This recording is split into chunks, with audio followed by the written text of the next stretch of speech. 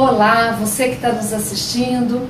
Hoje nós vamos conversar com o Alceu Luiz Castilho, autor do livro O Protegido, Por que o País Ignora as Terras, de Fernando Henrique Cardoso. Pois é, hoje essa conversa é muito especial e um pouco diferente do que nós temos discutido aqui no canal, né? Mas tem muito a ver com um assunto base, que é a saúde do trabalhador e da trabalhadora, dentro da perspectiva que nós discutimos, né? Que é também das condições de vida, do modelo de sociedade, né? Então, muito bem-vindo ao Alceu, muito obrigada pela sua disponibilidade de estar aqui conosco hoje. Agradeço o convite e espero contribuir para o trabalho de vocês. Com certeza, Alceu, vai contribuir. E a gente vai começar então falando um pouquinho desse livro, né? O Protegido. É importante também dizer que o Alceu já publicou outro livro anteriormente, né? Que é Partido da Terra. Então é uma pessoa que vem se dedicando às questões vinculadas, né, ao modelo agrário do país. Então, Alceu, se você puder falar um pouquinho para nós, né, dessa pesquisa, desse livro, quais são os principais achados que você gostaria de destacar?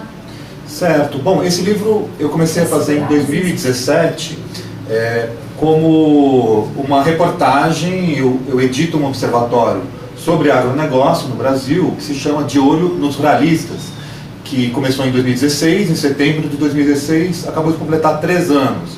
E quando o Emílio Odebrecht, o empreiteiro, apareceu no Jornal Nacional falando de Caixa 2 para as campanhas do Fernando Henrique Cardoso, eu me pautei, eu falei, será que não tem alguma coisa que eu possa fazer com o recorte agrário, de eventual conexão entre esses senhores? E eu fui atrás, isso era abril de 2017, e efetivamente eu achei uma conexão que atende por um nome, que é o do compadre do Fernando Henrique, o Jovelino Mineiro.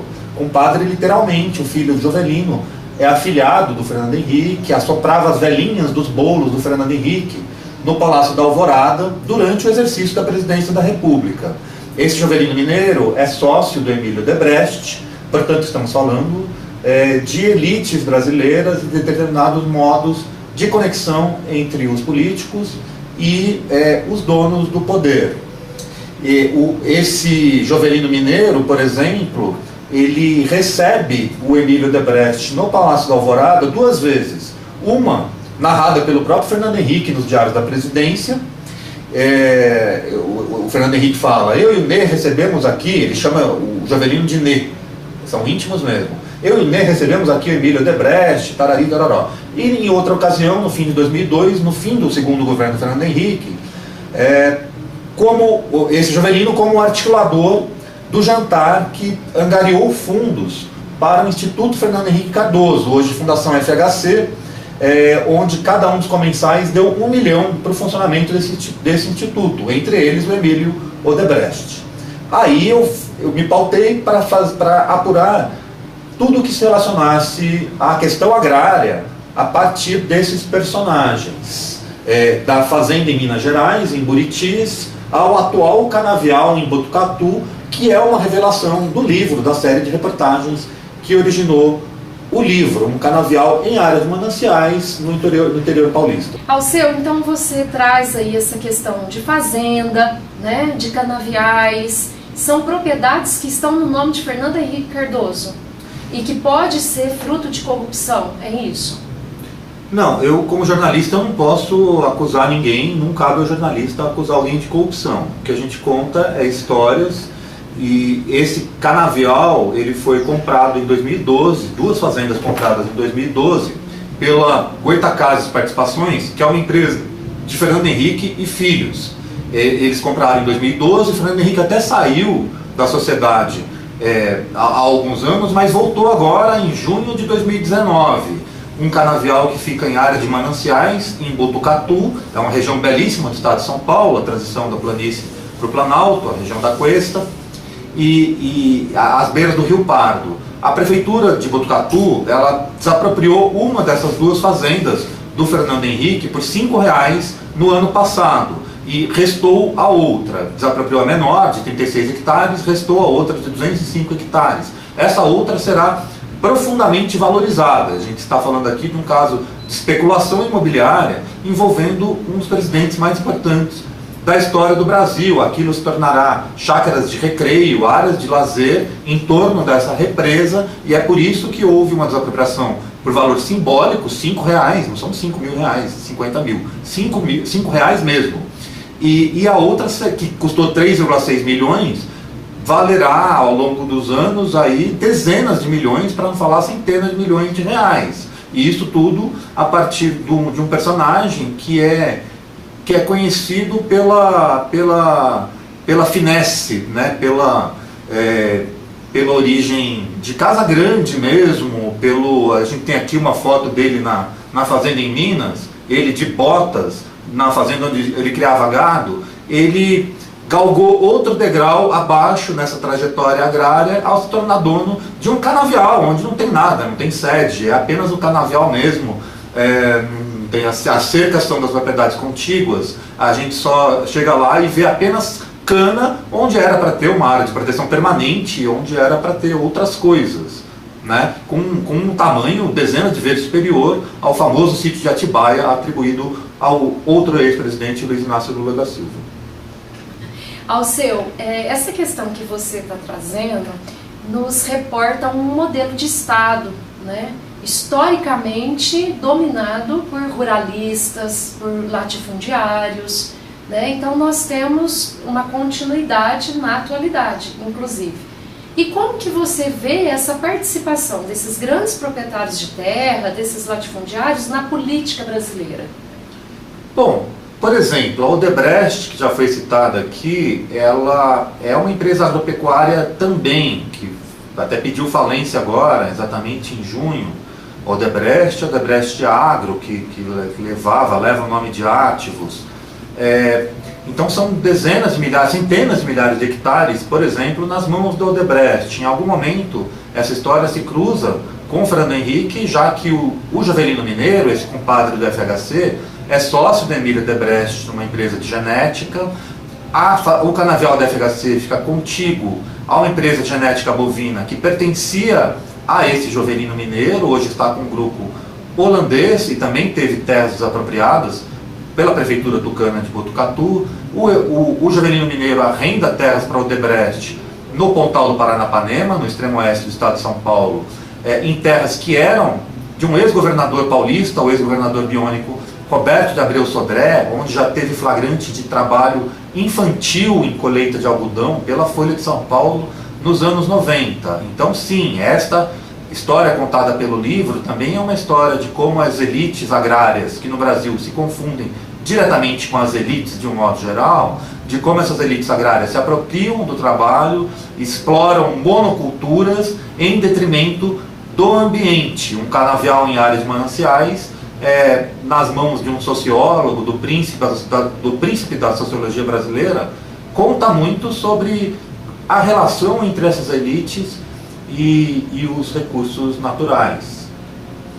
Você está trazendo a questão do meio ambiente, né? Eu acho que hoje, inclusive, esse é um assunto que está bastante em pauta, né? A proteção da Amazônia, do ecossistema. E como que você está analisando isso? Ante todo o conhecimento que você já tem, né, dessa relação do Estado com essa elite agrária.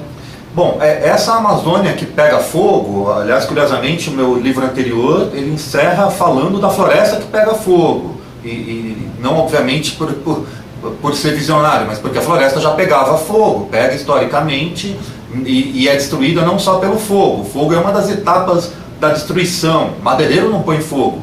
O madeireiro pode ser grileiro e botar fogo depois. Quem põe fogo é grileiro, ladrão de terras.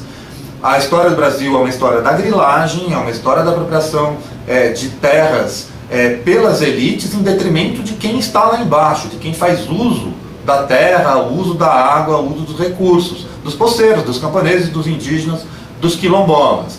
Então essa história, por exemplo, do Pontal do Paranapanema, é uma história de grilagem. Essas terras do Roberto de Abreu Sodré, sogro do Jovelino Mineiro, compadre do FHC, é uma história que envolve trabalho infantil por um lado e grilagem pelo outro, segundo o trabalho da Unesp de Presidente Prudente.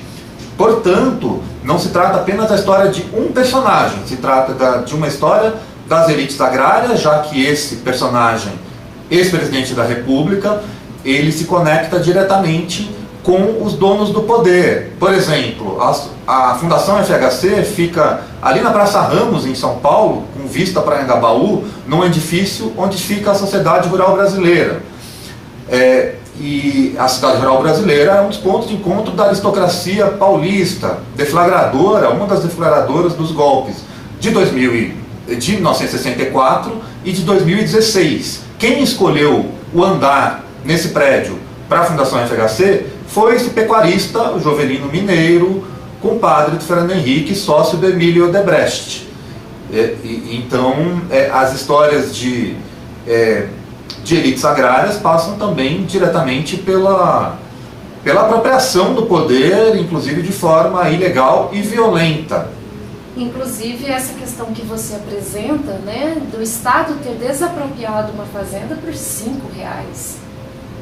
Isso, essa história é muito esquisita em vários aspectos. A prefeitura de Botucatu desapropria, o prefeito Mário Pardini Tucano era da Sabesp, era um gerente regional da Sabesp na região de Botucatu.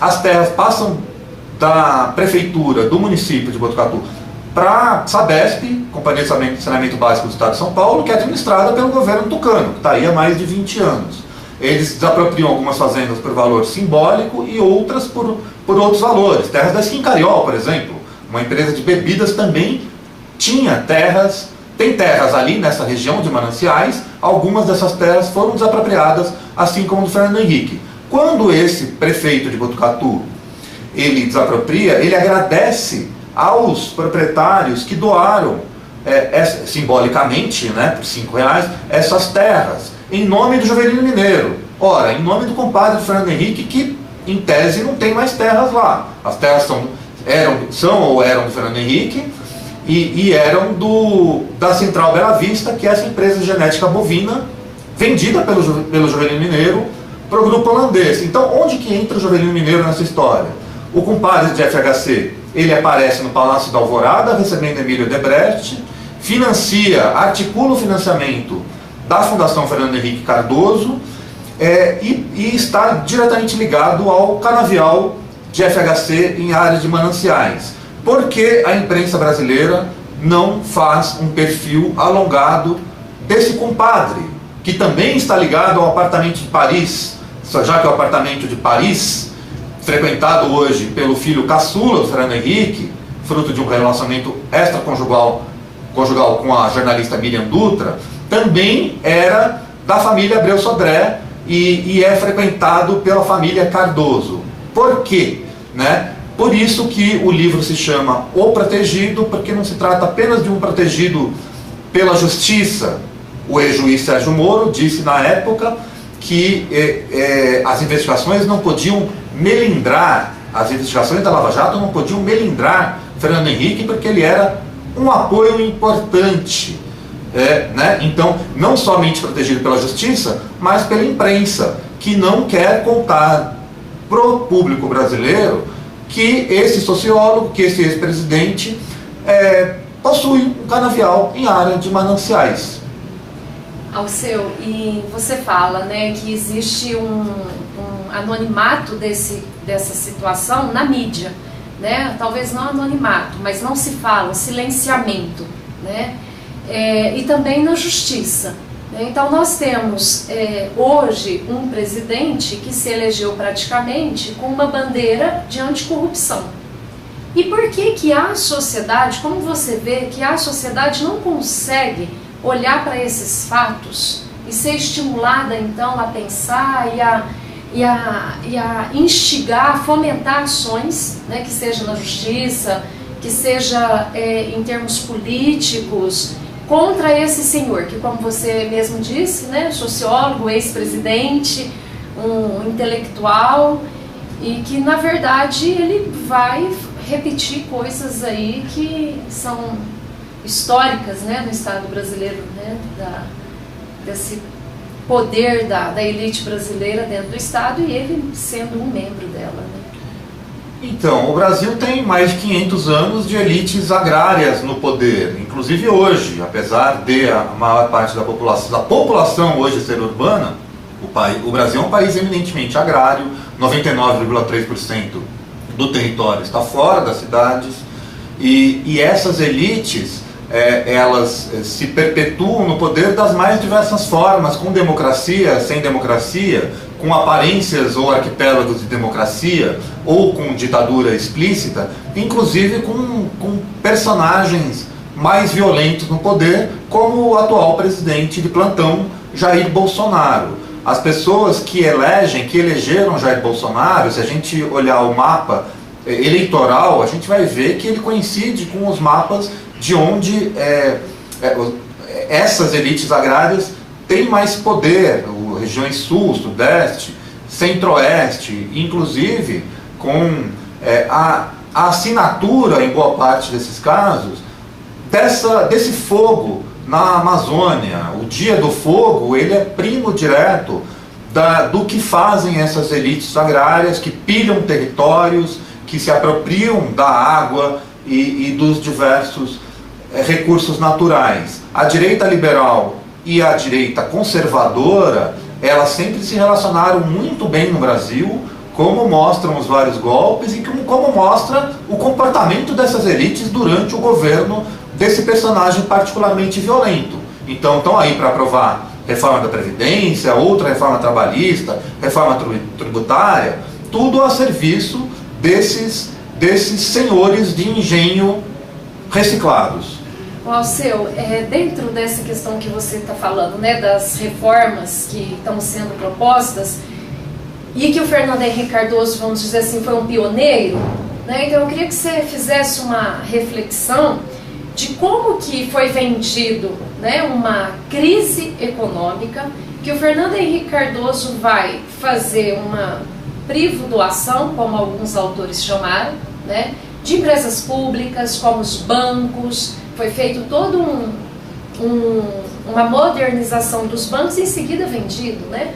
A Vale do Rio Doce, várias empresas públicas vendidas aí por preços questionáveis, como alguns autores colocam. E pelo lado das políticas públicas nós tivemos reforma da Previdência, nós tivemos também questões aí na área do trabalho, né? Uma série de questões das políticas sociais que vão ser mais focalizadas, né, que não vai ter uma abrangência maior de atender a classe trabalhadora. Então, como que você vê esse personagem, esse presidente, que vem com um discurso, então, de crise, de arroxo das contas públicas e, ao mesmo tempo, de favorecimento dessa elite agrária, que é o que a gente está assistindo novamente, né, de certa forma. Primeiro, eu vou passar mais algumas informações do livro. Esse jantar no Palácio da Alvorada, que angariou recursos para o Instituto Fernando Henrique Cardoso, hoje Fundação FHC, ele contou com doações do Emílio Debrecht, do Luiz Carlos Nascimento, da Camargo Correia, personagens que depois foram presos na Lava Jato, pelo Ricardo Espírito Santo, também preso em Portugal, dono do Grupo Espírito Santo, e por alguns banqueiros do Itaú, do Bradesco,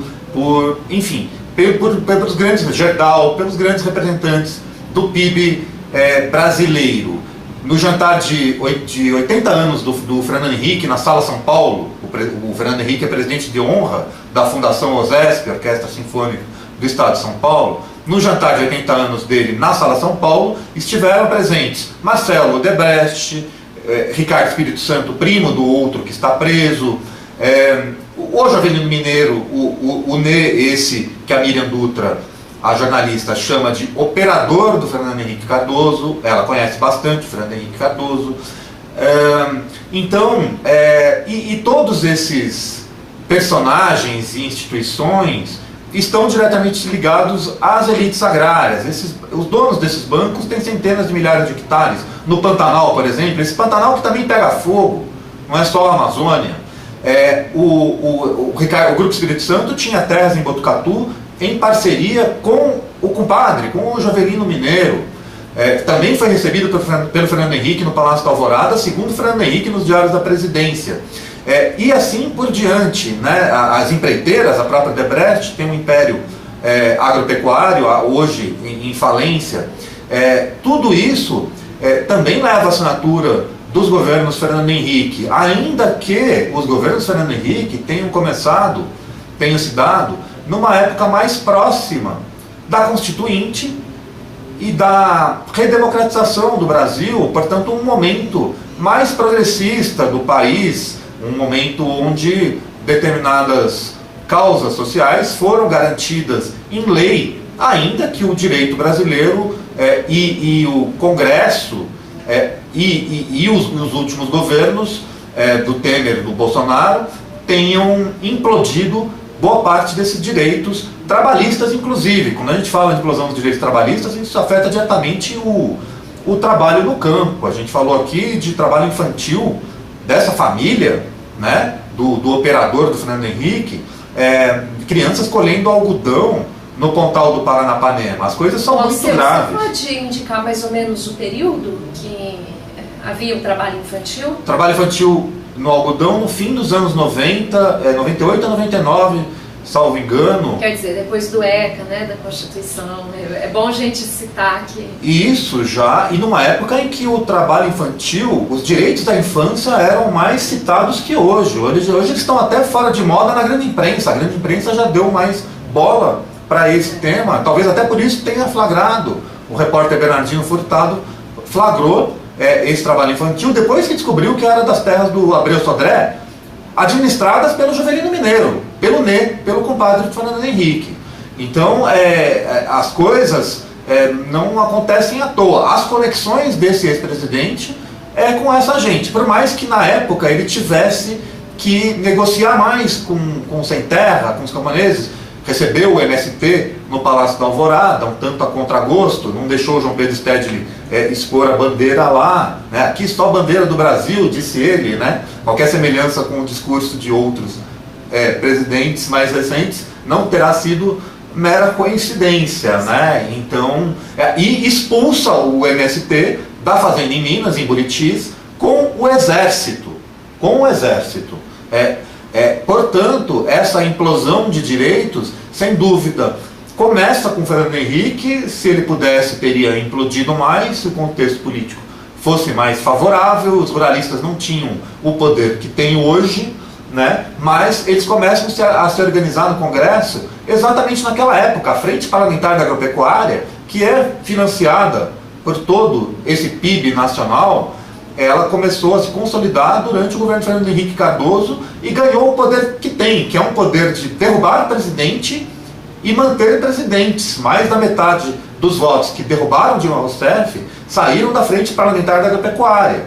E mais da metade dos votos que mantiveram Temer no poder, 2 vezes, saíram da mesma Frente Parlamentar da Agropecuária. A gente está falando aqui também de um país onde a principal emissora de televisão, a Globo, faz uma campanha chamada O Agro é Pop, o Agro é Tech e o Agro é Tudo.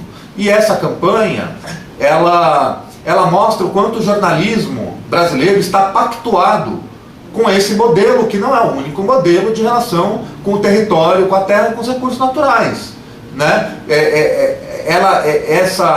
Esse proselitismo a favor do agronegócio, ele ocorre pela publicidade e ocorre também pelo jornalismo, entre aspas, já que o jornalismo brasileiro abandona a cobertura da agropecuária e passa a cobrir o agronegócio, ou seja, passa a fazer marketing de um modelo específico, que é esse modelo dos agrotóxicos, das monoculturas dos transgênicos, dos latifúndios, um modelo, portanto, nem sempre novo, com novidades, o mesmo modelo de 500 anos atrás, né, quase essa plantation. Por isso que a gente tem uma certa dificuldade de divulgar um livro que mostre outro lado, ou outros livros que mostrem outro lado dessa história. Alceu, acho que na sua fala, né, tem várias questões para a gente aprofundar. Então eu queria que você comentasse um pouquinho como que você vê os ganhos políticos que a bancada ruralista tem. Então, por exemplo, agora na questão da Previdência, você tem o perdão da dívida, né, dos ruralistas, vamos dizer assim, os grandes latifundiários, do Fundo Rural, né, com a Previdência. E por outro lado, a gente tem uma medida, né, que é essa reforma da Previdência, a PEC 06, embora tenha sido modificada, né, no Congresso, mas ela endurece tanto para o trabalhador rural, né, para a classe trabalhadora em geral. O tempo de contribuição e a idade, a gente sabe que isso vai gerar uma miséria em poucos anos, né, de quem vier a receber benefícios da Previdência, se conseguir, né. Então eu queria que você comentasse um pouco isso, esse perdão de dívidas que vem em relação à Previdência e, por outro lado, cobra da classe trabalhadora. Sim, os temas estão relacionados. No caso, por exemplo, de perdão de dívidas, é um modo, é um processo, é um recurso histórico para o financiamento das elites agrárias. No momento em que elas contraem dívidas por diversos motivos, né, pagamentos diversos ao fisco, ou pagamento de multas ambientais, por exemplo, e essas multas e esses impostos sistematicamente não são pagos, isso significa que existe uma transferência dos recursos públicos para as elites agrárias. Não acontece o mesmo, é claro, com os brasileiros comuns, com os camponeses e com os trabalhadores rurais. A lógica é de espoliar, é de retirar os recursos dessas populações. E, portanto, a retirada de direitos trabalhistas é o contraponto a esse financiamento indireto das elites agrárias. A gente já viu aqui sobre a grilagem também é promovida pelo Estado, é produzida por um país cartorial, onde o documento que é feito no cartório, ele passa a valer acima do modo de vida dos camponeses, dos quilombolas indígenas, alguns nesses territórios há séculos, inclusive atropelando algumas garantias constitucionais. Mas na hora do vamos ver, o direito é a favor dos proprietários, nos despejos, nas reintegrações de posse, inclusive em áreas griladas, roubadas, né? E aí, do outro lado, retirada de direitos trabalhistas, por exemplo, no que se refere à implosão trabalhista, não é reforma, né? É uma contra-reforma, é uma destruição de direitos trabalhistas, impacta diretamente os povos do campo, porque quem disse que eles vão chegar aos 65 anos? Trabalhadores do campo, da mineração, de atividades insalubres, eles envelhecem muito rápido, eles estão em contato direto com o sol ou com elementos, como a sílica, no caso da mineração, que torna pessoas de 40 anos com aparência 20 anos mais velha, 30 anos mais velha. Então, na prática, essas pessoas não vão ter aposentadoria.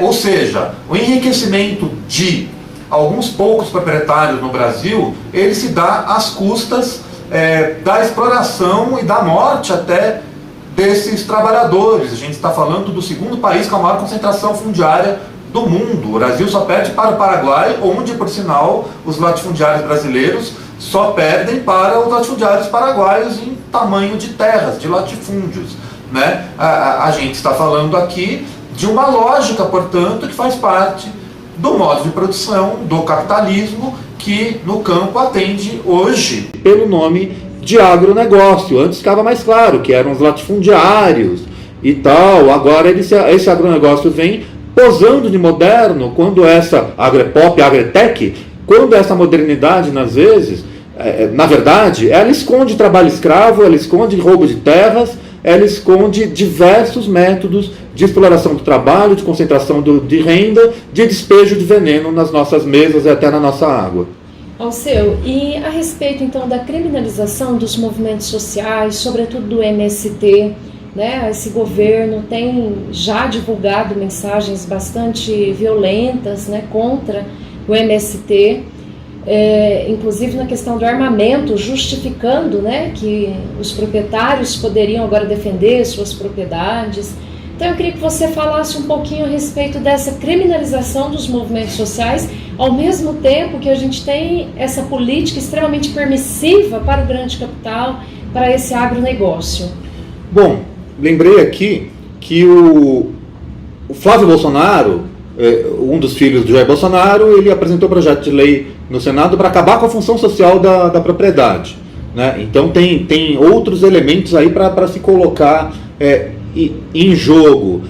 Um dos projetos ele permite que o proprietário rural reprima com armas em qualquer lugar da propriedade, não somente na sede. Portanto, isso significa a consolidação do Velho Oeste no campo brasileiro, e não que já não seja um Velho Oeste, mas havia ainda algumas garantias legais e constitucionais que aos poucos vão sendo implodidas. Isso passa diretamente pela criminalização, não só do MST, mas dos povos indígenas, dos quilombolas, dos camponeses, dos pobres como um todo, inclusive na cidade. Uma criminalização que é acentuada no governo Temer. Ela é histórica, mas ela é acentuada no governo Temer.